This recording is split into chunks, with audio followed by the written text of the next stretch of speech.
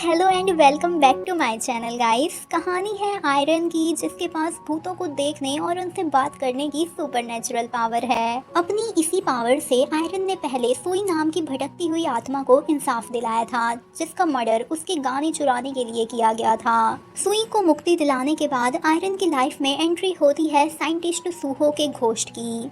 पूरी दुनिया और कोर्ट को लग रहा था कि लापता सूहो का मर्डर उसकी वाइफ ने किया है, जिसने खुद अपना जुर्म भी कबूल कर लिया था।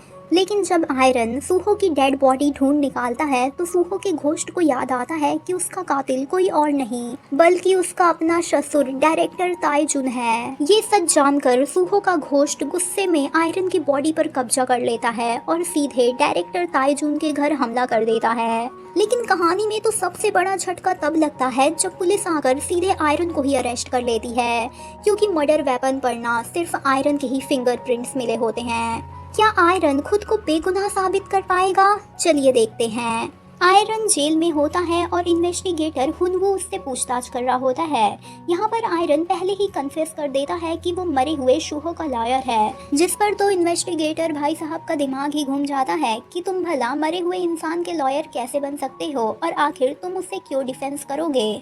आयरन यहाँ पर फुल प्रोफेशनल सिक्योरिटी मैनेज करता है और साफ मना कर देता है कि वो कुछ नहीं बता सकता, क्योंकि ये क्लाइंट लॉयर और कॉन्फिडेंशियल का मामला है। जिस पर तो हुनवू गुस्से में ही चिल्लाने लगता है कि क्या तुम मेरे साथ मजाक कर रहे हो। दूसरी तरफ सीन शिफ्ट होता है नायोन पर, जो ताइजुन के साथ उसके घर पर बैठी होती है और आयरन के बारे में डिस्कस कर रही होती है। वो ताइजुन को बताती है कि आर्यन सूहो का लॉयर है, क्योंकि उसने आयरन के ऑफिस में सूहो की हैंडराइटिंग देखी है। ताइजुन इस बात पर थोड़ा सरप्राइज होता है और पूछता है अगर ऐसा है तो वो मुझ पर इतना गुस्सा क्यों कर रहा था। जिस पर नायोन बताती है कि उसके साथ कुछ मेंटल इशू है और वो थोड़ा अनस्टेबल साउंड करता है। खैर नायोन यहाँ पर अपना दाव खेलती है और ताइजुन से कहती है कि अगर आप कहे तो मैं उस पर केस फाइल कर दूँ, लेकिन ताइजुन इससे साफ मना कर देता है। इसी बीच नायोन की नज़र ताइजुन की बीमार वाइफ पर पड़ती है और वो सीधा पॉइंट पर आती है कि क्या अपनी वाइफ की इस हालत को ठीक करने के लिए सूहो एक स्पेशल रिसर्च पर काम कर रहा था, लेकिन जब उसने बीच में ही काम करने से मना कर दिया तो तुमने उसका मर्डर कर दिया है ना।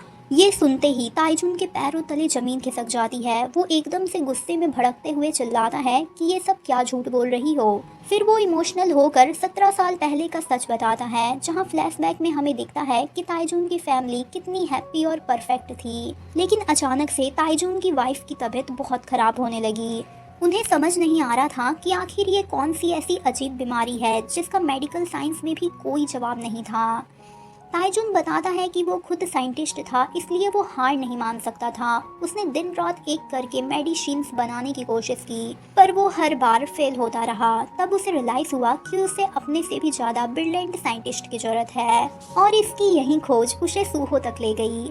उसने सूहो को इस सीक्रेट रिसर्च पर लगाया, पर पता नहीं क्यों सूहो ने बीच में ही प्रोजेक्ट ड्रॉप कर दिया। इसी बीच सीन प्रेजेंट में शिफ्ट होता है, जहां मरे हुए सूहो की ऑटोप्सी रिपोर्ट आ जाती है, जिससे हुनवू को भी फाइनली सच पता लग जाता है कि आयरन ने सूहो का मर्डर नहीं किया, बल्कि वो तो पहला इंसान था जिसने सूहो की डेड बॉडी को ढूंढने वाला पहला इंसान था। जिसके बाद पुलिस भी बिना किसी देरी के आयरन को जेल से रिलीज कर देती है। जेल के बाहर आयरन की फैमिली उसका वेट कर रही होती है और आयरन के बाहर आते ही मॉम उसे लेकर सीधे उसके ऑफिस पहुंचती है और वहां पूरे ऑफिस में तांत्रिक ताबीज लगे देखकर मॉम तो सीधे उन्हें फाड़ना शुरू कर देती है। जिस पर आयरन उन्हें रोकने लगता है तो मॉम कहती है कि मुझे सब पता चल गया है, मैं प्रिस्ट और बोंगसू तो तुम्हें चुपचाप हेल्प कर रहे थे, क्योंकि ये भूत प्रेत का चक्कर तुम्हें मेंटली और फिजिकली हर्ट कर रहा है, इसलिए अब इसे जला देना ही बेहतर है। जिस पर तो आयरन घबरा जाता है और गिल्ट में कहता है कि ये सब मेरी ही गलती थी, मैंने सूहो के घोस्ट को सच नहीं बताया, जिससे वो बहुत गुस्से में आ गया और भटक गया। पर वो मुझसे वादा भी कर चुका है कि आज के बाद वो कभी भी गुस्सा नहीं करेगा, और अगर गुस्सा किया तो मैं खुद इन ताबीजों को जला दूंगा। ये सब सुनकर मॉम भी थोड़ा मान जाती है और वहाँ से चली जाती है। मॉम के जाते ही सूहो का घोस्ट सीधे आयरन से माफ़ी मांगने लगता है कि उसकी वजह से आज आयरन जेल में चला गया। आयरन पूछता है कि तुम्हें क्यों लगा कि ताइजुन ने ही तुम्हें मारा है, जिस पर सूहो कहता है कि वो श्योर नहीं है, पर सच बताने से पहले वो अपनी जेल में बंद वाइफ सुंगजू से बात करना चाहता है। आयरन तो सीधे अपनी बॉडी प्रोसेस करने से मना कर देता है, लेकिन साथ ही उसका मैसेज उसकी वाइफ सुंगजू तक पहुंचाने के लिए रेडी हो जाता है कि वो खुद जाकर सुंगजू से बात करेगा। इधर नायोन हुनवू से मिलकर शुहो की ऑफिशियल ऑटोप्सी रिपोर्ट ले लेती है। दूसरी तरफ हम विलन डोंगशू को भी देखते हैं, जहां उसका सेक्रेटरी उसे इन्फॉर्म करता है कि आयरन जेल से छूटकर सीधा जेल में बंद सुंगजू से मिलने जा रहा है। डोंगजू ये सुनते ही अपने बिके हुए जेल गार्ड को जासूसी के लिए कहता है, जो कि प्लान के मुताबिक आयरन की बातें एक स्पाई पेन में रिकॉर्ड करने वाले थे। लेकिन उन्हें क्या पता कि सुंगहो का भूत तो पहले ही उनकी प्लानिंग सुन चुका है। आयरन जब विजिटेशन रूम जाने लगता है तो उसे वहीं गार्ड मिलता है। वो चुपके से उसके पॉकेट में वो पेन फंसा देता है और बेचारे आयरन को तो पता ही नहीं चलता। अंदर सुंगजू पूछती है कि क्या तुम वही लॉयर हो जिसे मेरे हस्बैंड की बॉडी मिली थी। तभी सुहो का घोस्ट आयरन को बताने की कोशिश करता है कि पेन में सारी रिकॉर्डिंग हो रही है, पर सुंगजू को रोते हुए देख कर ना वो इमोशनल हो जाता है और बिना कुछ सोचे समझे आयरन की बॉडी को पॉसेस कर लेता है। जब वो सुंगजू का नाम लेता है और अपनी वाइफ से बातें करने लगता है तो सुंगजू बहुत शॉक्ड होती है और आयरन को पागल समझने लगती है। लेकिन तभी वो उसे अपनी पहली डेट किस और सीक्रेट लव साइंस के बारे में बताता है। ये सब सुनकर तो उसे 100% यकीन हो जाता है कि लॉयर की बॉडी में उसके हस्बैंड का घोस्ट है। फिर आयरन की बॉडी में मौजूद सुहो बताता है कि ताईजुन उसे सिर्फ एक टूल की तरह यूज कर रहा है ताकि अपने वाइफ का इलाज कर सके। पर सुंगजू समझाती है कि ऐसा नहीं है, तुम हमारी फैमिली थे। जिस पर सुहो गुस्से में कहता है कि तुम्हारे डैड ने मुझे मार दिया और तुम अभी भी उन्हें बचा रही हो, उन्हें बचाने के लिए जेल में बैठी हो। लेकिन तभी सुंगजू ना एक ट्विस्ट खोलती है कि उस रात उसके डैड घर पर थे ही नहीं, और रही जेल आने की बात तो वो अपनी माँ को बचाने के लिए जानबूझकर जेल आई है। यहाँ पर सुंगजू साफ मना कर देती है कि उसने मर्डर नहीं किया, जिससे क्लियर हो जाता है कि खूनी कोई तीसरा ही है। इसके बाद आयरन होश में आकर बाथरूम में फेस वॉश करता है और अचानक बॉडी पर कब्जा करने के लिए सुहो पर गुस्सा करने लगता है। लेकिन तभी शुहो याद दिलाता है कि वो पेन जो तुम्हारे पॉकेट में रखी है वो वॉइस रिकॉर्डर है और उसमें सारी रिकॉर्डिंग हो चुकी है। आयरन भी रिकॉर्डिंग चेक करके समझ जाता है कि उन पर उनके अपोजिट लॉयर दोयोंग की नजर है। बाहर आकर जब गार्ड पेन मांगता है तो आयरन रोने का नाटक करके निकल जाता है, जिससे गार्ड दोयोंग को तो बोल ही देता है कि आयरन पागल हो चुका है। नेक्स्ट सीन में हमें नायोन को दिखाया जाता है, जो कि दोयोंग से कह रही होती है कि रियल किलर कोई और ही है और इसका राज सिर्फ आयरन खोल सकता है, क्योंकि उसे सबसे पहले डेड बॉडी की लोकेशन पता थी। तभी दोयोंग अपने एक फ्लैशबैक को याद करता है, जहां वो खुद आयरन का पीछा करते हुए उस जंगल में गया था और बॉडी देखकर उसी ने पुलिस को कॉल किया था ताकि वो आयरन को फंसा सके। नेक्स्ट सीन में नायोन पोलाइट होकर आयरन के पास आती है और गुस्सा करने के बजाय सॉरी बोलती है, जिस पर आयरन पूछता है कि क्या तुम अब मुझ पर बिलीव करती हो कि मैं घोस्ट को देख सकता हूँ। नायोन के हाँ कहते ही आयरन खुश होकर उसे अपने ऑफिस ले जाता है ताकि वो शुहो के घोस्ट से मिल सके। ऑफिस के अंदर शुहो बताता है कि उस रात उसके लैब फ्रेंड हेजुंग ने सुंगजू को स्पेशल चाय पिलाई थी, जिसे पीते ही वो बेहोश हो गई थी। जिस पर नायोन बताती है कि ऑटोप्सी रिपोर्ट के मुताबिक सुहो पर बेसबॉल बैट से एक बार नहीं बल्कि ब्रूटल बार अटैक किया गया था। यहाँ पर नायोन एक चीज नोटिस करती है कि हेजुंग चश्मा पहनता है और उस रात बाथरूम में लाइट कम होने की वजह से कोई ऐसा इंसान था जिसने ब्लाइंड शॉट्स मारे थे और वो हेजुंग भी हो सकता है। ये सुनते ही शुहो को फ्लैशबैक में याद आता है कि बाथरूम में बेसबॉल बैट से मारने वाला कोई और नहीं बल्कि हेजुंग ही था। नायोन बताती है कि हेजुंग का मोटिव क्लियर था, क्योंकि ताइजुन के रिटायर होने के बाद पूरे प्रोजेक्ट का क्रेडिट और लैब का कंट्रोल सुहो को मिलने वाला था, जो कि हेजुंग बिल्कुल नहीं चाहता था। बाद में हेजुंग उस रात लैब में होने का दावा करता है, पर शुहो बताता है कि लैब में ब्लाइंड स्पॉट एरिया में कोई भी सीसीटीवी कैमरे नहीं है और हेजुंग वहीं से सीक्रेटली बाहर निकला होगा। दूसरी तरफ हम हेजुंग को देखते हैं, जो कि स्टेज पर कूल बनकर एनिमल क्लोनिंग प्रोजेक्ट रीस्टार्ट होने की स्पीच दे रहा होता है। इधर आयरन और बोंगसू भी सिक्योरिटी को चकमा देकर हेजुंग की सिक्योरिटी लैब में इंटर करते हैं। वहाँ बहुत सारे बेसबॉल बैट होते हैं, इसलिए परफेक्ट फॉरेंसिक एविडेंस चाहिए था। आयरन तुरंत नायोन को कॉल करके सॉलिड सेटअप प्लान करता है। प्लान के मुताबिक नायोन भी हेजुंग को कॉल करके बोर्ड पर लिखी सुंगहो की वही हैंड राइटिंग शेयर करती है, जिससे उसके होश उड़ जाते हैं। फिर नायोन उसे डराती है कि लैब के अंदर एक पागल लॉयर घूम रहा है जो कह रहा है कि उसके अंदर शूहो की आत्मा है। ये सुनकर तो हेजुंग बुरी तरह डर जाता है और लैब में जाने लगता है जहां आयरन और बोंगसू ने फेक घोस्ट के कपड़े और साउंड अरेंज किया होता है। प्लान के मुताबिक हेजुंग भी हेलोग्राम्स से डरकर जमीन पर गिर जाता है और तभी आयरन के अंदर शूहो का घोस्ट आ जाता है। शूहो भूतिया आवाज में उससे सच उगलवा लेता है और छिपा हुआ बोंगसू कन्फेशन रिकॉर्ड कर लेता है। लेकिन अनफॉर्चुनेटली जल्द ही हेजुन को रियलाइज हो जाता है कि ये सब एक ट्रैप है। वो गुस्से में बेसबॉल बैट उठाकर आयरन को मारने जाता है, बट एट दैट मोमेंट यहाँ नायान आ जाती है और आयरन को बचा लेती है और पुलिस भी साइंटिस्ट हेजुंग को अरेस्ट कर लेती है। उसकी अरेस्ट होते ही निर्दोष सुंगजू को भी छोड़ दिया जाता है और वो केस सॉल्व होते ही फौरन अपनी फैमिली और माँ से मिलने आती है। इधर सुहू का घोस्ट भी आखिरी बार आयरन की बॉडी में आकर अपनी रिसर्च से सुंगजू की मॉम के लिए परफेक्ट प्रीमियम मेडिसिन डिजाइन कर देता है, जिसे पीते ही ना मॉम पूरी तरह ठीक हो जाती है। अपनी फैमिली को खुश देखकर फाइनली सुहो के घोस्ट को शांति मिलती है। मकसद पूरा होने के बाद सुहो को टेरिस पर सभी इमोशनल गुड बाय कहते हैं, ताबीज को जला दिया जाता है और उसकी सोल भी पीसफुली हेवन चले जाती है। लेकिन दोस्तों, केस यहाँ खत्म नहीं होता। स्टोरी में फनी टर्न तब आता है जब दोयोंग और सिक्योरिटी को वही स्पाई पेन मिलती है और वो रिकॉर्डिंग प्ले करते हैं, पर उसमें ना आयरन ने अपनी बेसुरी आवाज में उनके लिए गाना रिकॉर्ड किया होता है, जिसे सुनकर तो वो दोनों अपना सिर ही पकड़ लेते हैं। इधर फाइनली काफी दिनों बाद आयरन रिलैक्स होकर बैठा होता है, लेकिन तभी अचानक ना वहाँ एक पावरफुल मिस्टीरियस घोस्ट बिना वार्निंग के सीधे उसकी बॉडी के अंदर आ जाता है और आयरन की आंखें सडनली डार्क हो जाती है, जैसे उसके अंदर किसी दुष्ट आत्मा का साया है। नेक्स्ट सीन में हम दोयोंग को देखते हैं जो नायोन पर भड़कते हुए पिछले 2 हारे हुए केसेस की याद दिलाता है, ये जानते हुए भी कि वो क्रिमिनल्स के केस लड़ रहा था। नायोन भी आंखों में आंखें डालकर कहती है कि मैंने जो किया वो सही था, क्योंकि अपराधी को सजा मिलनी ही चाहिए। दोयोंग जब कहता है कि हम पार्टनर्स हैं, तो नायोन कहती है कि हम कोई पार्टनर नहीं हैं। यहाँ पर विलन दायोंग उसे बहुत ज़्यादा बुरा भला बोलता है, जिस पर नायोन भी बोल देती है कि जब तक तुम्हारे डैड बोंगिल थे तब तक यह असली लॉ फर्म थी, पर अब ये सिर्फ बिजनेस बन चुकी है। यहाँ पर ना नायोन गुस्से में अपना आईडी कार्ड फेंक कर नौकरी छोड़ देती है। सीन कुछ दिन बाद में शिफ्ट होता है जहाँ आयरन अपने सामने एक अनजान आदमी को बैठा देखता है जो कि लगातार उसे ही घूर रहा होता है। आयरन को तो पहले लगता है कि ये नया घोस्ट है, इसलिए वो इमोशनल होके कहता है कि आपने आने में काफी टाइम लगा दिया, चलिए आराम से बात करते हैं। वो आदमी ब्लैंक होकर पूछता है कि ये तुम कैसी बहकी बहकी बातें कर रहे हो। तभी वहाँ असिस्टेंट बोंगसू भी आ जाता है जो कि उस आदमी को हेलो करता है। ये देखकर तो आयरन शॉक्ड हो जाता है और पूछता है कि क्या तुम भी देख सकते हो। बोंगसू कहता है हाँ बिल्कुल। आयरन तुरंत कंफर्म करने के लिए आदमी के गाल पर थप्पड़ मार देता है। वो आदमी दर्द के मारे चिल्लाता है कि तुम्हारी हिम्मत कैसे हुई, मैं तो यहाँ सिक्योरिटी गार्ड के इंटरव्यू के लिए आया था, पर अब मुझे तुम्हारे इस पागल खाने में काम नहीं करना। ऐसा कह के वो आदमी फौरन वहाँ से भाग जाता है। उसके जाते ही आयरन खुशी से चिल्लाने लगता है क्योंकि उसे लगता है कि फाइनली उसकी भूत देखने वाली बीमारी ठीक हो गई है।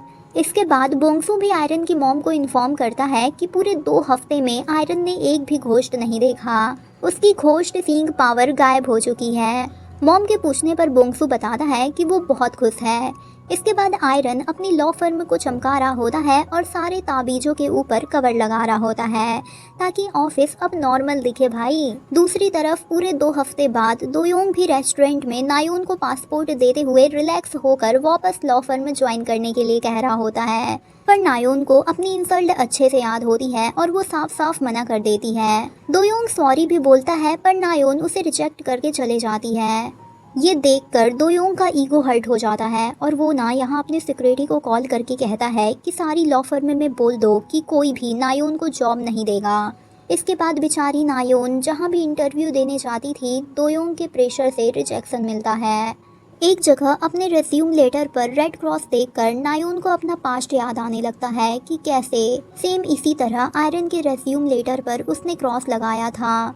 अब उसे फाइनली रियलाइज होता है कि उसने आयरन के साथ कितना बुरा किया, पर वो कॉन्फिडेंस में रेज्यूम लेटर फाड़ कर कहती है कि तुम लोग मेरे लेवल के ही नहीं हो, कहानी आगे बढ़ती है और आयरन वोंगसू से शिकायत करता है कि जब से भूत देखना बंद हुआ है ऑफिस में एक भी नॉर्मल क्लाइंट नहीं आ रहा है। यहाँ पर वोंगसू उसे एडवाइस देता है कि कोर्ट ऑफिस से बाहर जाकर एडवर्टाइजमेंट करो क्योंकि तुम्हारी लॉ फर्म अभी नई नई है। इधर नायोन घर पर कैलकुलेशन करती है कि पैसे बहुत कम बचे हैं। अगले सीन में आयरन कोर्ट के बाहर एक महिला का केस लेने की कोशिश करता है पर वो केस बिगड़ जाता है और महिला चिल्लाकर चली जाती है। तभी सडनली यहाँ पर आयरन को अपना एक पुराना दोस्त मिलता है जो उसे इस हालत में देखकर अपना एक केस ऑफर करता है। आयरन भी तुरंत मान जाता है, लेकिन तभी हम देखते हैं कि वहीं पास में खड़ी नायोन भी बिजनेस कार्ड्स बांट रही होती है। तभी उसकी नज़र एक लेडी पर पड़ती है जो एक्सीडेंट के खिलाफ अकेले ही प्रोटेस्ट कर रही होती है। जब आयरन वहां आता है तो देखता है नायोन ऑलरेडी उस प्रोटेस्टर से बात कर रही है। यहाँ पर नायोन भी उसे देख लेती है, लेकिन वो फौरन गॉगल्स लगाकर ऐसा प्रिटेंड करती है जैसे वो उसे जानती ही नहीं हो। आयरन भी मजे लेते हुए बहस करता है और इसी बीच अनफॉर्चुनेटली नायोन की सैंडल टूट जाती है और वो गिर जाती है। आयरन उसकी हेल्प करने के लिए आगे बढ़ता है तो नायोन चिल्लाती है कि तुम्हारी वजह से मेरी जॉब चली गई, अब तो मेरा पीछा छोड़ दो। आयरन कूल अंदाज में उसे बैठाकर पास की शॉप में हील्स ठीक कराने के लिए खुद जाता है। रास्ते में उसे वही प्रोटेस्टर लेडी दिखती है जो उसे बताती है कि उस लॉयर मतलब नायान ने मुझसे कहा था कि उसने भी कभी इसी जगह अकेले अपनी बहन के लिए प्रोटेस्ट किया था। ये सुनकर तो आयरन शॉक्ड होता है। तभी वो लेडी बताती है कि उस लॉयर ने मुझे पैसे भी दिए हैं। यहाँ पर आयरन को पता चलता है कि पास्ट में नायोन की बहन का एक भयानक कार एक्सीडेंट हुआ था। आयरन फौरन फ़ोन पर सर्च करके सारी इन्फॉर्मेशन निकाल लेता है।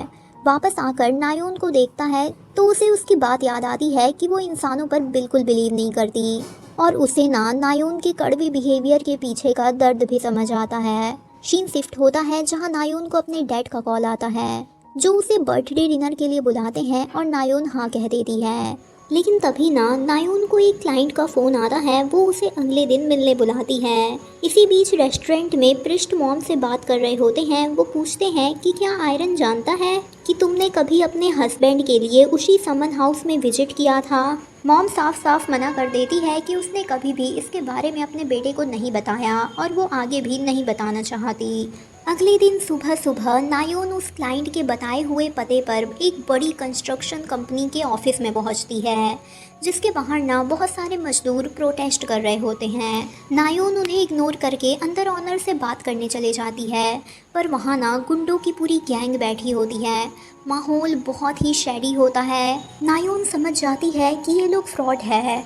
यहाँ पर ऑनर फेक कॉन्ट्रैक्ट दिखाता है तो नायोन चालाकी से ओरिजिनल पेपर्स दिखाने के बहाने वॉशरूम चले जाती है। दूसरी तरफ आयरन का वही दोस्त फ़ोन करके डरते हुए कहता है कि जो केस मैंने तुम्हें दिया था वहाँ मत जाना क्योंकि वो खतरनाक क्रिमिनल और गैंगस्टर है। ये सुन के तो आयरन के पैरों तले ज़मीन खिसक जाती है क्योंकि ये केस तो उसने चुपके से नायोन को ट्रांसफ़र कर दिया था। वो पागलों की तरह उस कंस्ट्रक्शन कंपनी की तरफ भागता है।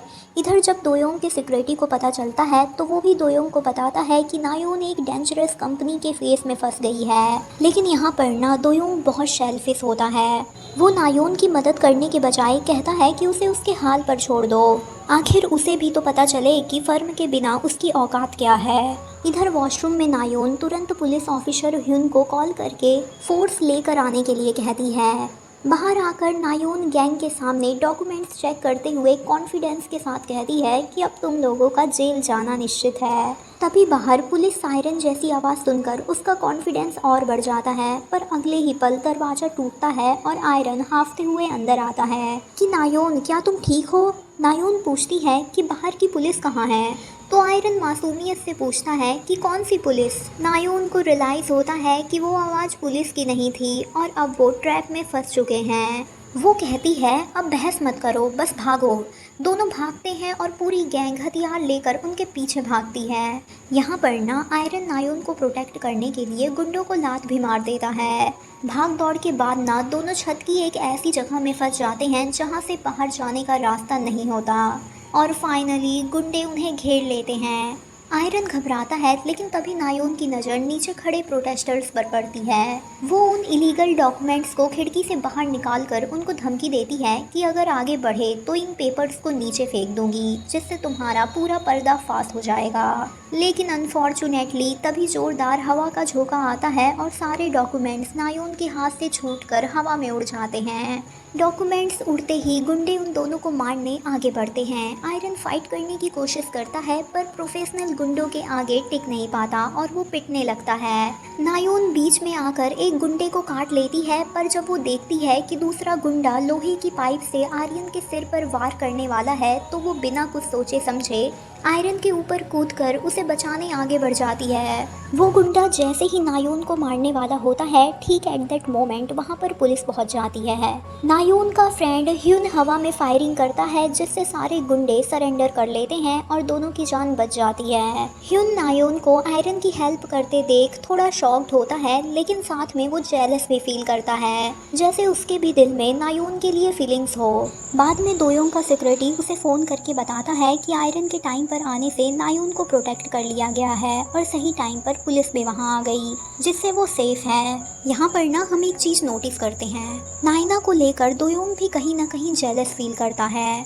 नेक्स्ट सीन में नायोन आयरन के ऑफिस पहुंचती है, पर वहां ना ताला देखकर वो सीधे उसकी सोसाइटी पहुंच जाती है। वहां वो देखती है कि आयरन अपनी भतीजी दाबोंग के साथ वॉक कर रहा है। दाबोंग उन दोनों को साथ देखकर स्मार्टली स्माइल करती है और आयरन से कहती है, मुझे कुछ ज़रूरी काम याद आ गया है, आप दोनों आराम से बात करिए। वो ऑल द बेस्ट का साइन दिखाकर फौरन वहां से भाग जाती है। इसके बाद दोनों लोकल रेस्टोरेंट में ड्रिंक करते हैं और बहुत सारी बातें करते हैं। बातों ही बातों में नायान बोलती है कि तुम्हारी बेटी घर में तुम्हारा वेट कर रही होगी। ये सुन के तो आयरन हंसने लगता है और क्लियर करता है कि वो उसकी भतीजी है। फिर ना यहाँ पर नायोन इमोशनल होके कहती है कि मुझे तुमसे माफ़ी मांगनी थी।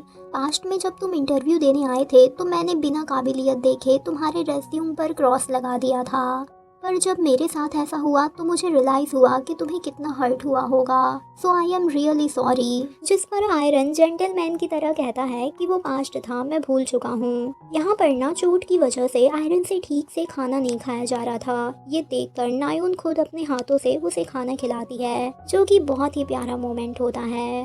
बातचीत में नायोन पूछती है कि तुम लॉयर क्यों बने, तो आयरन फ्लैशबैक में जाता है जहां बचपन में वो कोर्ट हाउस के बाहर अपने डैड का वेट कर रहा होता है, जो एक ऑनेस्ट जज थे। आयरन बताता है कि मेरे डैड मेरे हीरो थे और मैं बड़े होकर उन्हीं की तरह बनना चाहता था। फिर सडनली नर्वस होकर बताता है कि लेकिन मुझे नहीं पता था कि वो बाद में करप्शन के रास्ते में चले जाएंगे।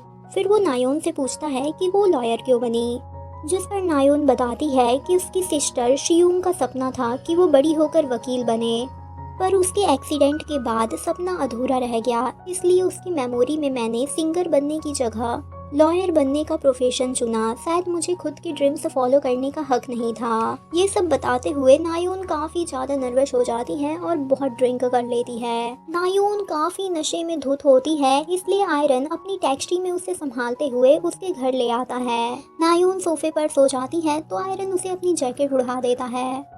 तभी उसे रेस्टोरेंट की बात याद आती है जब नायोन ने नशे में कहा था कि काश तुम आज भी घोस्ट देख पाते तो तुम्हारी हेल्प से मैं अपनी मरी हुई बहन सुयुंग से आखिरी बार मिल पाती। जाने के लिए दरवाजे की तरफ बढ़ते ही आयरन की नज़र वहां रखी फैमिली फोटो पर पड़ती है, जिसमें एक छोटी सुयुंग भी होती है, जिसके नीचे उसका नाम और डेट ऑफ बर्थ लिखी होती है। आयरन फौरन समझ जाता है कि यही नायोन की बहन है।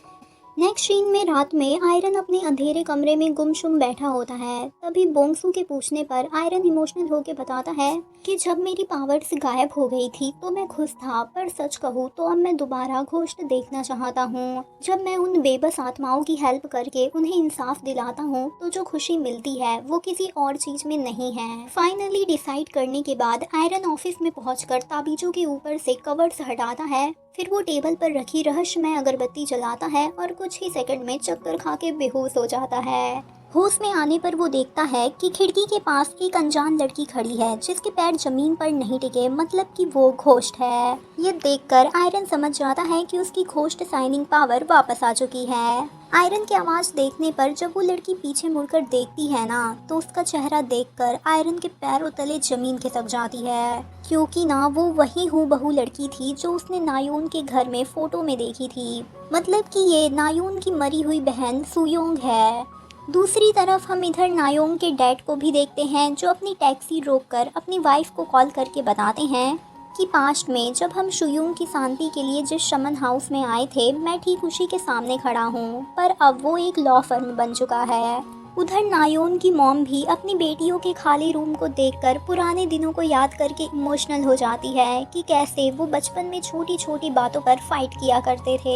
इधर हम सुयोंग के घोस्ट को भी देखते हैं, जो कि ऑफिस की खिड़की के पास खड़ी होती है, लेकिन ना वो आयरन से बात नहीं करती और बाहर देख रही होती है, जहाँ गली में 3 हाई स्कूल के लड़के एक मासूम लड़के को बुरी तरह बुली कर रहे होते हैं। ये देखकर सुयोंग के घोस्ट को बहुत गुस्सा आता है। वो तुरंत आयरन की बॉडी पर कब्जा करके बाहर भागती है और उन लड़कों पर टूट पड़ती है। सुयोंग को पास्ट में ताइक्वांडो आता था, इसलिए वो अकेले ही उन तीनों लड़कों की अच्छी धुलाई करती है और उस मासूम लड़के को बचा लेती है। लेकिन अगले ही सीन में ट्विस्ट आता है, जब हम आयरन को फिर से जेल की सलाखों के पीछे देखते हैं। यहाँ पर आयरन की बॉडी में शुयून की सोल होती है, जो कि बुरी तरह चिल्ला रही होती है कि मैंने तो बस एक बच्चे को प्रोटेक्ट किया है, मुझे बाहर निकालो। तभी पास की सेल का एक कैदी इरिटेट होकर आयरन के फेस पर पानी फेंक देता है, जिससे सुयून का भी पोजीशन टूट जाता है और उसका घोस्ट बाहर निकल जाता है। फिर सुयून रोते हुए सॉरी बोलती है कि मेरी वजह से तुम जेल पहुंच गए, मैं हमेशा से फेयर दुनिया चाहती थी जहां कोई किसी को बुली ना करे। बातचीत में आयरन भी बता देता है कि तुम मेरी पार्टनर वकील नायोन की सिस्टर हो। यहाँ पर ना सुयून जेल में बंद बंद परेशान हो रही होती है, तो आयरन कहता है कि तुम घोस्ट हो, तुम दीवार के आर पार जा सकती हो। पहले तो सुयून को बिलीव नहीं होता, लेकिन जब वो ट्राई करती है तो आसानी से दीवार से बाहर आ जाती है। इधर पुलिस ने भी कॉल करके बोंगसू को बता दिया होता है कि तुम्हारे बॉस ने लड़कों की पिटाई कर दी है और अब वो जेल में है। इधर जेल के बाहर सुयून रोने लगती है कि मुझे याद नहीं आ रहा कि मैं कैसे मरी। तभी आयरन उसे उसका नाम और डेट ऑफ बर्थ बताता है, जिससे ना सुयून को उसके फ्लैशबैक याद आने लगते हैं कि कैसे अपनी बहन नायोन को एक्सीडेंट से बचाते वक्त उसकी डेथ हो गई थी। खैर सुयून कहती है कि भले ही मैं मर गई, पर मुझे खुशी है कि मेरी बहन सेफ है। इधर नायोन की नींद खुलती है और वो देखती है कि उसके ऊपर आयरन की जॉकेट है। एंड एट दैट मोमेंट बोंगसू का पैनिक कॉल आता है कि आयरन को पुलिस ने अरेस्ट कर लिया है और तुम्हें उसका लॉयर बन के जेल आना होगा। इधर जेल के अंदर शियोन एक्साइटेड होकर पूछती है कि अभी कौन सा साल चल रहा है, तो आयरन बताता है कि अभी 2026 चल रहा है। फिर वो एक्साइटेड होके कहती है कि मेरी बहन तो एक बहुत बड़ी सिंगर बनना चाहती थी, उसने तो अभी तक कई सारे गाने हिट कर दिए होंगे। आयरन उसे बताने ही वाला होता है कि वो एलिट लॉयर बन चुकी है, तभी वहाँ नायोन की ग्रैंड एंट्री होती है। सुयून अपनी बहन को देखकर खुशी से उछल पड़ती है। हालांकि नायोन उसे देख नहीं सकती थी, फिर भी वो अपनी बहन से अकेले अकेले ही बातें करते जा रही थी। फिर नायोन गुस्से में आयरन से पूछती है कि इस बार तुमने कौन सा कांड कर दिया, जिस पर आयरन उसे बताता है कि 3 लड़के जूनो नाम के बच्चे को मार रहे थे और मैंने बस उन्हें प्रोटेक्ट किया है। लेकिन नायोन कहती है कि उन लड़कों के मुताबिक एक पागल लॉयर ने बिना किसी वजह के उन्हें पीटना शुरू कर दिया। ये सुनकर शुयून शॉक्ड होती है कि उसकी बहन ऐसे कैसे बोल रही है। वो चिल्लाती भी है कि ये सब झूठ है। उसे देखकर आयरन को डर लगता है कि कहीं सियोन दोबारा उसकी बॉडी पर कब्जा न कर ले, इसलिए वो चुपके से नायोन को पानी की बोतल देकर कहता है कि अगर मैं कुछ भी अजीब हरकत करूं तो यह पानी मेरे मुंह पे फेंक देना। यहाँ पर नायोन आयरन को डांट रही होती है, तो सियोना अपने बहन के बदले हुए बिहेवियर को देखकर बहुत ज़्यादा नर्वस होती है और फौरन आयरन की बॉडी को पॉसेस करके चिल्लाती है कि तुम इतनी कोल्ड कैसे हो गई। इसके अलावा वो आयरन की बॉडी से नायान को बहुत भला बुरा बोलने लगती है, जिस पर तो नायान गुस्से में उसके ऊपर पानी ही फेंक देती है। जब आयरन को होश आता है तो वो देखता है कि नायान तो यहाँ से चली गई है, जिस पर आयरन सियोन के घोस्ट से पूछता है कि आखिर तुमने ऐसा उसे क्या बोल दिया कि वो हाइपर हो गई, जिस पर सियोन कहती है सॉरी मैं हाइपर हो गई थी। नायोन ने कहा कि इस केस की वजह से तुम्हारा लाइसेंस हमेशा के लिए कैंसिल हो सकता है। यहाँ पर वो उसे बार बार सॉरी बोले जा रही थी, तो आयरन कहता है कि तुम चिंता मत करो, तुम अपनी बहन के साथ जाओ और उस पर नजर रखो। सोयोन नायोन का पीछा करके उसकी कार की बैक सीट पर बैठ जाती है। इसी बीच नायोन के फोन पर उसके डैड का कॉल आता है, वरना वो गुस्से से फोन कट कर देती है। शोयोन ये देखकर सैड हो जाती है कि वो डैड से इतना बुरा बिहेव क्यों कर रही है। इसके बाद वो उड़कर अपने मॉम डैड के घर पहुंचती है। वो अपने डैड को एक टैक्सी ड्राइवर के रूप में और अपनी मॉम को बहुत उदास देखती है। डिनर टेबल पर जब मॉम पूछती है कि नायोन बर्थडे पर भी घर क्यों नहीं आई, तो डैड झूठ बोल देते हैं कि वो बिजी है। सोयोन को गहरा धक्का लगता है कि उसकी बहन पेरेंट्स से दूर भाग रही है और उनका ऐसे दिल दुखा रही है। दूसरी तरफ हमें जूनो को बुली करने वाले उन तीनों लड़कों को दिखाया जाता है। मिंजे, जियोक और सेवोन हॉस्पिटल के बेड पर वीडियो गेम खेल रहे होते हैं। तभी वहाँ दोयोंग उनसे मिलने आता है कि तुम्हारे पेरेंट्स ने मुझे अपॉइंट किया है, पर वो घमंड में कहते हैं कि हमें किसी वकील की जरूरत नहीं है। दोयोंग पासा पलटते हुए कहता है कि तुम तीनों पिछले 1 साल से जूनो को टार्चर कर रहे थे। अगर जेल नहीं जाना तो सच बताओ, उस रात उस वकील ने तुम्हारे साथ क्या किया था। इधर नायोन आयरन से मिलने उसके ऑफिस पहुंचती है, पर तो जनाब वहां नहीं होते। वो फिर पूरी गली को रिक्रिएट करती है जहां फाइट हुई थी और उसे रियलाइज होता है कि आयरन ने सच में अपनी जान पर खेलकर जूनो को बचाया था। वहीं आर्यन और बोंगसू आपस में बात कर रहे होते हैं कि उसकी मॉम को भी अरेस्ट की खबर मिल चुकी है, इसलिए पता नहीं इस बार मॉम क्या रिएक्ट करेगी। ये सब सुनकर सोयोन रो पड़ती है और आयरन से कहती है कि मुझे अपनी बहन और तुम्हें बचाने के लिए क्या करना चाहिए।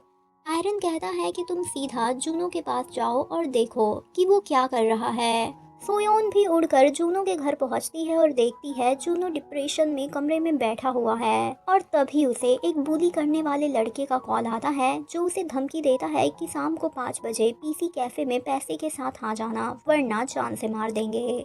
जूनो रोते हुए फोन रखता है, लेकिन दूसरे ही पन्ना अपने ड्रॉर से एक धारदार चाकू निकालता है, जिसे देखकर तो सुयून के होश उड़ जाते हैं कि क्या अब ये बच्चा मर्डर करने जा रहा है। इधर नायोन भी जूनो की मॉम से मिलकर उसकी लोकेशन पता कर लेती है। नेक्स्ट सीन में जूनो चाकू लेकर रास्ते से जा रहा होता है, तभी आयरन उसे देख लेता है, लेकिन वो उसे इग्नोर करके फौरन यहाँ से जाने लगता है, जिस पर आयरन उसका हाथ पकड़ के उसे रोक लेता है। दरअसल दोस्तों, इस वक्त आयरन की बॉडी में सुयून का घोस्ट होता है, जो उसे समझाती है कि मर्डर सॉल्यूशन नहीं है। वो जूनो को स्कूल के दिनों की स्टोरी सुनाती है कि कैसे कायर लड़के ग्रुप में आकर डराते हैं क्योंकि अकेले लड़ने की उनकी औकात नहीं होती। सुयून कहती है कि वो लोग डरपोक है, अब तुम्हें कानून के दायरे में रहकर फाइट बैक करना है। और दोस्तों, हमें पता चलता है कि पास में ही खड़ी नायोन ये सब नज़ारा देख रही होती है। यहाँ पर ना वो एक चीज़ नोटिस करती है कि बात करते वक्त आयरन अपने पैरों को जमीन पर अजीब तरीके से गोल गोल घुमा रहा है, हूबहू अपनी बहन सुयोंग की तरह। फिर सुयून चालाकी से पूछती है कि क्या उनके पास कोई तुम्हारा वीडियो है जिससे वो तुम्हें ब्लैकमेल कर रहे हैं। तो जूनो रोते हुए फ्लैशबैक का सीन याद करता है कि कैसे उन लड़कों ने उसकी न्यूड वीडियो बना ली थी। जूनो ना यहाँ उसे सारा सच बताकर चाकू उसे ही सौंप देता है और फौरन भाग जाता है। तभी पीछे से नायोन आकर पूछती है कि ये सब क्या चल रहा है। तो आयरन बताता है कि कल मिंजे और उसके दोस्त पीसी कैफे में जूनो के साथ बड़ा कांड करने वाले हैं, और अपनी गिल्ट फील करते हुए दोबारा आयरन को सॉरी बोलती है। आयरन तो ठहरा जेंटलमैन कहने लगा, कोई बात नहीं, तुमने सच का पता लगा लिया, यही बहुत है। तभी यहाँ पर सोयोन आ जाती है और वो काफी ज्यादा एक्साइटेड होती है नायोन से कुछ पूछने के लिए। तुरंत आयरन की बॉडी को प्रोसेस करती है और पूछती है कि तुम अपनी फैमिली से इतनी नफरत क्यों करती हो। तब नायोन बताती है कि सोयून उसके लिए कितनी कीमती थी, और जब वो मुझे बचाने के लिए चले गई तो हमारी पूरी फैमिली बिखर गई। मुझे लगता है कि उसकी मौत की गुनहगार मैं ही हूँ। नायोन तुरंत पुलिस स्टेशन जाकर बताती है और पुलिस हेल्प के लिए रेडी हो जाती है। बाहर आकर आयरन प्लान बताता है कि वो खुद बाहर सिक्योरिटी गार्ड बनेगा और अंदर बोंगसू को सिक्योरिटी एजेंट बनाकर भेजेगा। उनका मेन मिशन मिंजे का फोन छीनकर वो वीडियो डिलीट करना था। अगले दिन प्लान के मुताबिक नायोन, बोंगसू, आयरन और सुयून का घोस्ट पीसी कैफे के बाहर इकट्ठा हो जाते हैं। कैफे के अंदर जैसे ही सिवोन आता है, बोंगसू फुल वीआईपी एटीट्यूड में एक्टिंग करता है कि तुम मेरी सेल्फी क्यों ले रहे हो। सेवोन चिढ़कर कहता है कि मैं तुम्हें जानता भी नहीं। तभी नायोन ड्रामा करते हुए आती है कि अरे तुम तो वही फेमस स्टार हो ना, क्या मैं एक सेल्फी ले सकती हूँ।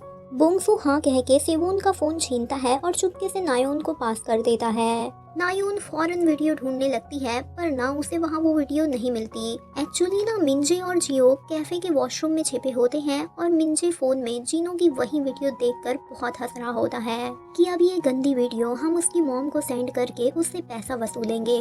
जूनो चुपके से बाहर उनकी बातें सुन लेता है, और जैसे ही ना वो दोनों वॉशरूम से बाहर आते हैं, सामने आयरन खड़ा होता है। आयरन को देखते ही मिंजे अपना फोन लेकर सुनसान गली की तरफ भागता है और आयरन उसका पीछा करता है।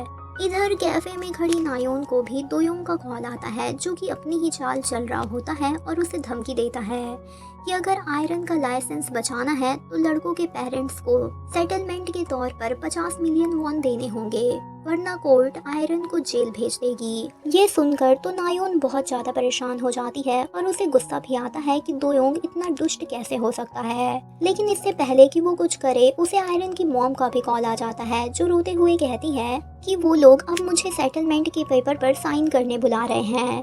तो नायून कहती है, आंटी आप बिल्कुल साइन मत करना, मैं वहाँ पहुँच रही हूँ। नायून तुरंत ये सारी बात आयरन को बताती है कि कैसे दोयोंग चाल चल रहा है। तो आयरन कहता है कि तुम फौरन अभी मेरी मॉम के पास जाओ और मुझे जैसे ही मिंजो के फ़ोन से वो वीडियो मिलती है मैं फ़ौरन तुम्हें सेंड कर दूंगा। इधर मिंजे गली में भाग रहा होता है, लेकिन पीछे से जूनो आकर उसका रास्ता रोक लेता है और अपना फ़ोन वापस मांगता है। मिंजे हंसकर जूनो को पीटना शुरू कर देता है कि तेरी औकात ही क्या है, तू क्या ही कर लेगा।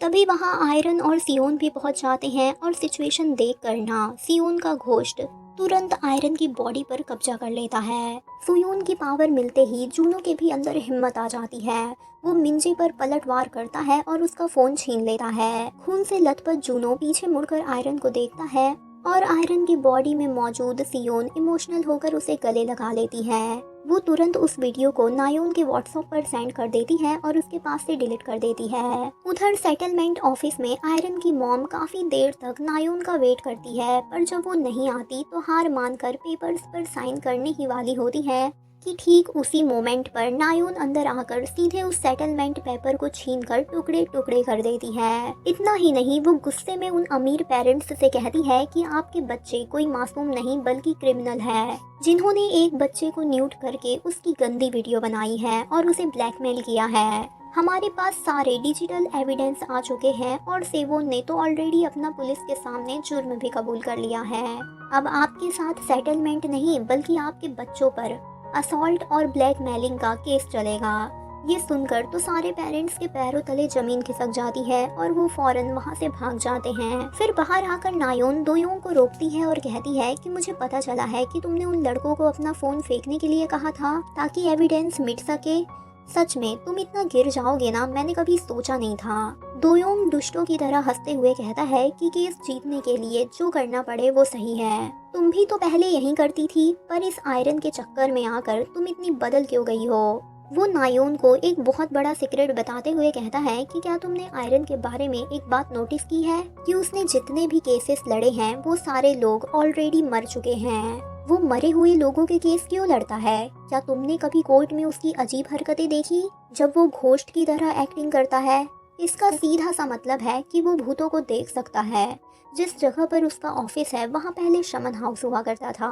वो नायोन को कहता है कि उसके पास रहना तुम्हारी जान के लिए डेंजरस है। नायोन उस वक्त तो दोयोंग की बातों को इग्नोर कर देती है, लेकिन जब अपने घर आकर सोयोंग की पुरानी पर्सनल डायरी के पन्ने पलटती है तो शॉक्ड हो जाती है। डायरी में सोयोंग ने लिखा था कि जब मैं बड़ी होकर लॉयर बनूंगी तो मैं मजबूरों और इंसानों को प्रोटेक्ट करूंगी। और ये बिल्कुल वही लाइन थी जो आयरन ने जूनो को समझाते वक्त बोली थी। इसके बाद नायोन फौरन अपनी मॉम को कॉल करती है और पूछती है कि क्या सोयोन की डेथ के बाद तुम कभी इस पर्टिकुलर एड्रेस वाले शमन हाउस में गई थी? उसकी मॉम हाँ कर देती है कि हाँ हम गए थे, पर तुम्हें ये सब कैसे पता चला? नायोन का शक अब यकीन में बदलने लगा था। उसे याद आता है कि कैसे आयरन बात करते वक्त अपने पैरों को गोल गोल घुमा रहा था, जो उसकी सिस्टर की यूनिक आदत थी। दूसरी तरफ आयरन अपनी मॉम के रेस्टोरेंट के बाहर खड़ा होता है और उसकी मॉम उससे पूछती है कि क्या नायोन को पता है कि तुम उसकी मरी हुई सिस्टर के घोस्ट से मिल रहे हो? तो आयरन कहता है नहीं, मैं उसे ये नहीं बता सकता।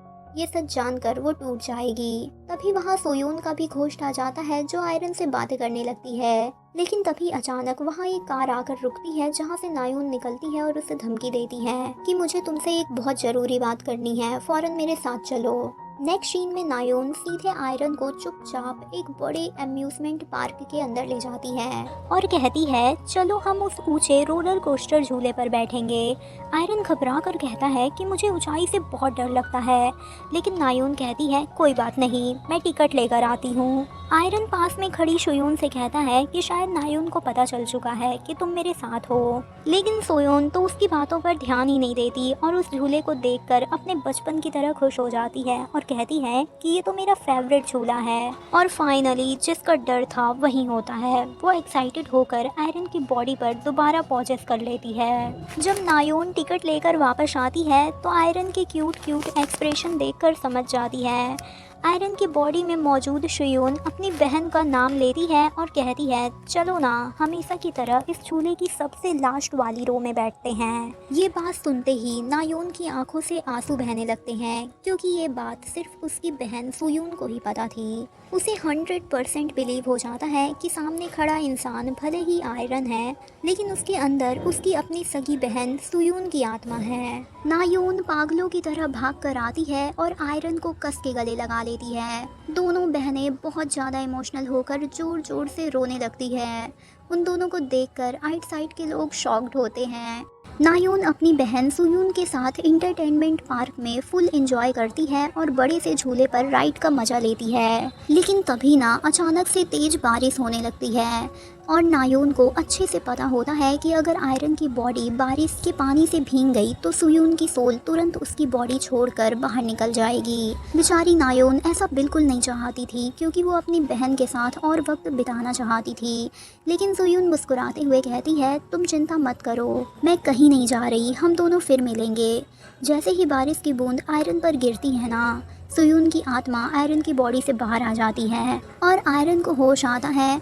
वो अपने सामने खड़ी नायोन का हाथ थामता है और दोनों बारिश से बचने के लिए एक साथ भाग निकलते हैं। इसके बाद दोनों कार में बैठकर घर की तरफ जा रहे होते हैं।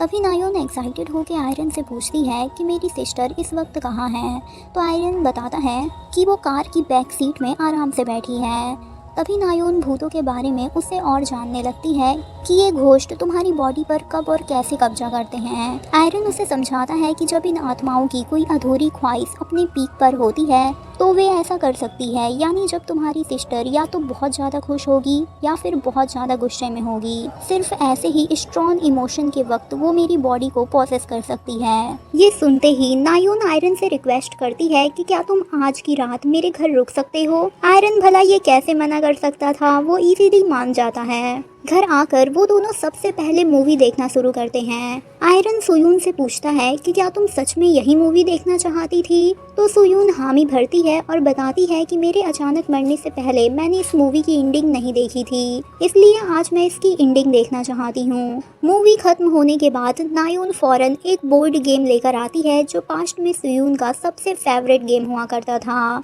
अब आयरन और नायोन मिलकर वो गेम खेलते हैं, लेकिन आयरन हर बार बुरी तरह हार जाता है और उसका सारा गेम मनी खत्म हो जाता है। गेम के रूल के मुताबिक जीतने पर नायान बार बार आयरन की कलाई पर अपनी उंगली से जोर जोर से मारती है, जिससे तो बेचारे आयरन की हालत ही खस्त हो जाती है। लेकिन जब गलती से नायोन हार जाती है तो आयरन बदला लेने के लिए उसकी कलाई पर मारना चाहता था, लेकिन ना वो चाह कर भी ऐसा नहीं कर पाता। गुड बॉय, ऐसा सोच रहे होंगे ना, पर नहीं, दरअसल उस वक्त आयरन की बॉडी के अंदर शुयून का घोस्ट आ गया था, जो अपनी बहन को हर्ट नहीं करना चाहती थी। इसके बाद आयरन और नायान मिलकर एक प्रॉपर बकेट लिस्ट बनाते हैं कि सुयून के जाने से पहले वे तीनों साथ में कहाँ जाएंगे और क्या क्या करेंगे। लेकिन प्लानिंग करते करते ही ना उन दोनों को गहरी नींद आ जाती है और वो दोनों टेबल पर ही एक दूसरे के पास सो जाते हैं। अगली सुबह एक नया ट्विस्ट आता है। हम इधर विलन वकील दोयांग को देखते हैं, जो अपनी लॉ फर्म के बाहर अपनी गाड़ी से अपने बुजुर्ग डैड बोंगिल को बाहर निकाल रहा होता है। दोयोंग के डैड बोंगिल उस बड़ी सी लॉ फर्म के चेयरमैन होते हैं और व्हील चेयर पर होते हैं।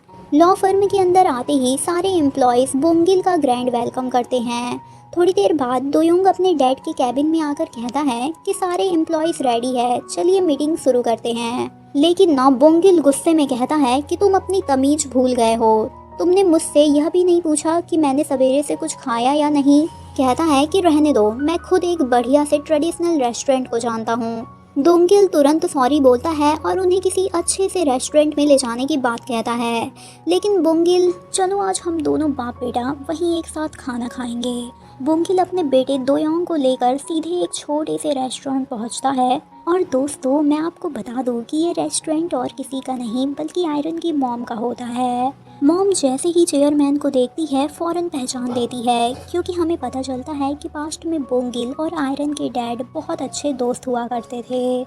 उधर दोयोंग रेस्टोरेंट में खुद को छिपाने की कोशिश करता है और काफ़ी अनकंफर्टेबल हो जाता है, क्योंकि उसे याद आता है कि उसने मॉम को सेटलमेंट के नाम पर कितना टॉर्चर किया था। लेकिन बोंगिल उसे फ़ौरन डांट देता है, जिसके बाद दोयोंग को मजबूरी में अपना सिर झुकाकर मॉम को हेलो करना पड़ता है। मॉम उन दोनों के लिए खाना लेकर आती है तो चेयरमैन बोंगिल इमोशनल होकर कहता है कि तुम्हारे हस्बैंड के साथ पास्ट में जो कुछ भी हुआ बहुत बुरा था। उसके लिए ना मुझे आज भी बहुत ज़्यादा अफसोस फील होता है। हम दोनों जिगरी दोस्त थे, लेकिन उस वक्त मैं उसकी कोई हेल्प नहीं कर पाया। प्लीज़ मुझे माफ़ कर देना। जिस पर मॉम फ़ौरन कहती है कि आप ये कैसी बकवास कर रहे हैं, आपने उस वक्त हमारी पूरी हेल्प की थी, आपको गिल्टी फील करने की कोई ज़रूरत नहीं है। लेकिन बोंगिल आगे कहता है कि मुझे अभी अभी पता चला कि आपका बेटा आयरन हमारी लॉ फर्म में जॉब के लिए आया था, लेकिन मेरे बदतमीज एम्प्लॉयज़ ने उसका एप्लीकेशन फॉर्म रिजेक्ट करके उसकी इंसल्ट कर दी।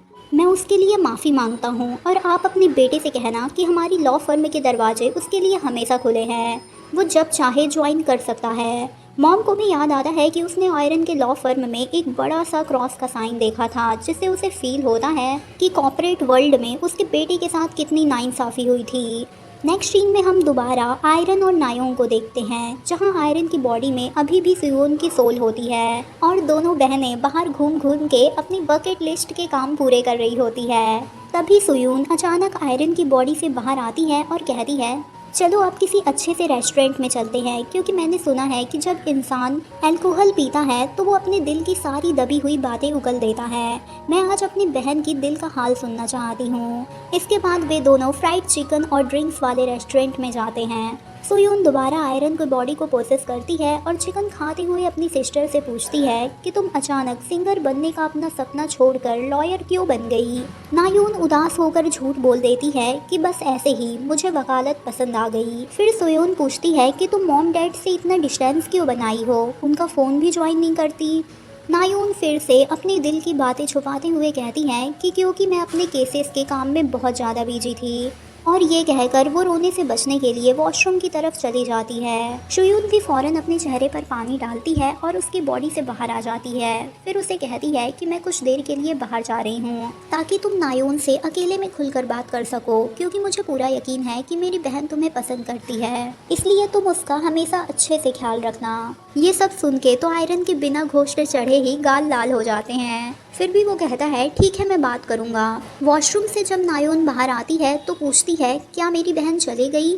आयरन हाँ कहता है और बताता है कि जो भी घोष्ट मेरे पास आता है एक न एक दिन उसका जाना तय होता है, क्योंकि ये इंसानी दुनिया उनके रहने के लिए नहीं है। फिर रेस्टोरेंट से निकलने के बाद नायोन आयरन से कहती है कि अब तुम अपने घर जाओ, मैं आज की रात अपनी सिस्टर की आत्मा के साथ अकेले बिताना चाहती हूँ।